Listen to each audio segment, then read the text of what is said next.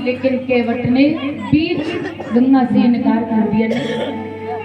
क्योंकि महाराज मैं आपके मर्म को जानता हूँ। केवट किस मर्म की बात कर रहा है? आप एक बात बताइए, मर्म कोई साधारण शब्द है? यदि कोई हमसे कहे कि दीदी हम आपके मर्म को जानते हैं, तो वही व्यक्ति तो इस बात को कह सकता है जो हमें जन्म से लेकर अब तक जानता हो, जो परिवार को जानता हो। अर्थात जो व्यक्ति तुम्हारे बारे में पूर्ण जानकारी रखता हो वही इस बात को कह सकता है कि हम तुम्हारा मर्म जानते हैं। लेकिन ये केवट जानता क्या है श्री राम जी के बारे में? और ये केवट कह क्या रहा है? प्रभु मैं आपका मर्म जानता हूँ। कौन सा मर्म? आप कौन हो? कौन हो आप? आप साक्षात भगवान श्री विष्णु हो। और जानते हुए केवट अपने पिछले जन्म में कौन था? भगवान श्री विष्णु क्षीर सागर में विश्राम करते हैं शेषनाग की सैया पर। मैया लक्ष्मी चरण दबा रही थी। ये केवट एक कछुआ था अपने पिछले जन्म में। कछुआ बन करके ये बार बार भगवान श्री विष्णु के चरण छूना चाहता था। जैसे ही चरण छूने के लिए आता, एक पांव मैया लक्ष्मी का है और एक पांव श्री शेषनाग का है। अर्थात दोनों पांव बटे बटे हैं। लक्ष्मी की तरफ आए तो लक्ष्मी मैया धक्का दे दे, और शेषनाग जी की तरफ आए तो शेषनाग जी फुसकार मार दे।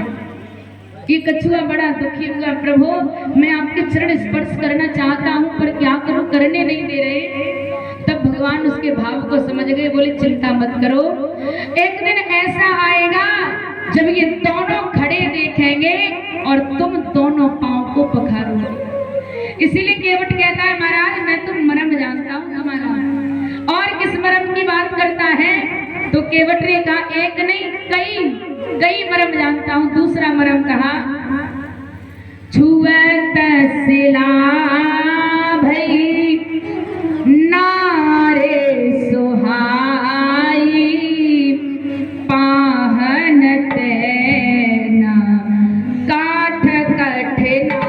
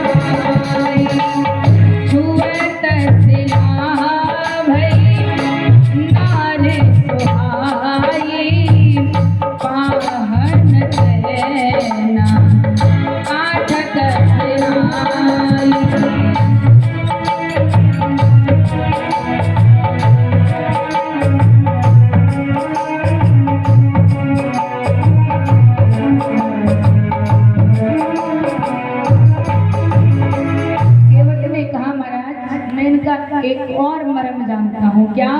कि इनके वही पांव है ना जिनसे पत्थर की नारी छूते ही स्त्री बन गई थी, जिनके पांव से लगते ही थी पत्थर की शिला स्त्री बन सकती है। तो लक्ष्मण जी ये बताइए, कठोर क्या होता है, लकड़ी के पत्थर? लक्ष्मण जी बोले पत्थर। बोले जी जब पत्थर स्त्री बन सकता है तो अगर मेरी नाव स्त्री बन गई तो? और स्त्री भी साधारण नहीं बनती, स्त्री भी वैष्णव स्त्री बनेगी। इसीलिए प्रभु क्षमा करना, मैं नाव नहीं ला सकता। दूसरी बात, यदि ऐसा हुआ कि वो स्त्री बनकर उड़ गई और मेरी नाव भी स्त्री बन के उड़ गई तो मेरा परिवार कैसे चलेगा, अर्थात मेरी जीवनचर्या कैसे चलेगी? तरने मुनि धरनी हो जाई और बाद पर यही मोरी नाव उड़ाई। यदि मेरी नाव उड़ गई तो मेरे परिवार का पालन पोषण कैसे होगा? क्योंकि एहे प्रतिपाल सब परिवार नहीं जानहूं कछु और गवारू। बोले महाराज मैं इतना पढ़ा लिखा नहीं हूँ जो इस नौकरी को छोड़ के दूसरी नौकरी कर लूंगा। महाराज मैं तो इसी के द्वारा अपने परिवार को पालता हूँ, और यदि आपने ये माध्यम भी छीन लिया तो फिर मेरा परिवार पलने वाला नहीं है, मेरा परिवार फिर भूखा मरेगा। इसलिए प्रभु क्षमा करना, नाव नहीं ला सकता, नाव नहीं ला सकता। लक्ष्मण जी ने कहा भैया देख रहे हो? राम जी बोले लक्ष्मण क्रोध मत करो। लक्ष्मण जी को शीघ्र क्रोध आ जाता है, पर राम जी कह रहे हैं नम्रता से। तो केवट ने ये बात और व्यक्त कर दी, महाराज मर्म कौन सा जान गया कि वो कोई साधारण नहीं हो सकता जो मांगे, क्योंकि आज के समय कोई मांगना नहीं चाह रहा, सब आदेश देना चाहते हैं, ले आइए।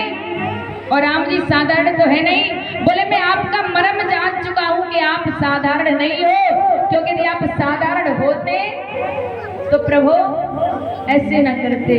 अतएव आपके व्यवहार ने आपका परिचय दे दिया है, आपके स्वभाव ने आपका परिचय दे दिया है कि आप स्वयं भगवान हो, आप स्वयं परमात्मा हो। इसीलिए एक ही निवेदन है, क्या? तो केवट ने अपनी बात को कहा, बात छोटी है सिर को हिला दीजिए। केवट ने राम जी से कहा प्रभु बात छोटी है सिर को हिला दीजिए, पाव अपना प्रभु जी भुला लीजिए। बात छोटी है सिर को हिला दीजिए। कहा प्रभु मैं एक ही बात कहना चाहता हूँ कि आप अपने चरण मुझसे धुलवा लें, अर्थात बिना चरणों के धोए मैं नाव में आपको नहीं बिठा सकता। क्यों? क्योंकि प्रभु हम अनपढ़ हैं, हमें अनपढ़ कोई भूल हो भी गई। बोले महाराज हमें अनपढ़ कोई भूल हो भी गई, आप मालिक हैं सब कुछ भुला दीजिए। नाव प्रभु जी लेकर आऊंगा, लेकिन एक ही आग्रह है कि पांव धुलवा लीजिए। और प्रभु गैर मल्लाह आएगा हरगिज नहीं। यदि आपको ये लगता हो कि तुम नहीं तो और सही, यदि तुम नहीं तो और सही, तो हम आपको बता दें गैर मल्लाह आएगा हरगिज नहीं। नाम लेकर किसी को बुला लीजिए। यदि आपको लगता है कि और कोई आ जाएगा तो उसकी व्यवस्था हम पहले से करके आए हैं, और कोई आने वाला नहीं है। चाहे दोनों की है देर किस बात की? बोले महाराज चाह तो आपकी भी है पार होने की और चाह हमारी भी है पार होने की। हम आपको पार करेंगे और आप हमें पार करोगे। बोले महाराज काम दोनों का एक ही है, मेरा काम भी पार करना है और आपका काम भी पार करना है। इसीलिए प्रभु चाह दोनों की है देर किस बात की, शीघ्र ही कुछ ना कुछ फैसला कीजिए। इसीलिए प्रभु बात छोटी है सिर को हिला दीजिए, पांव अपना प्रभु जी धुला लीजिए। केवट ने जब निवेदन किया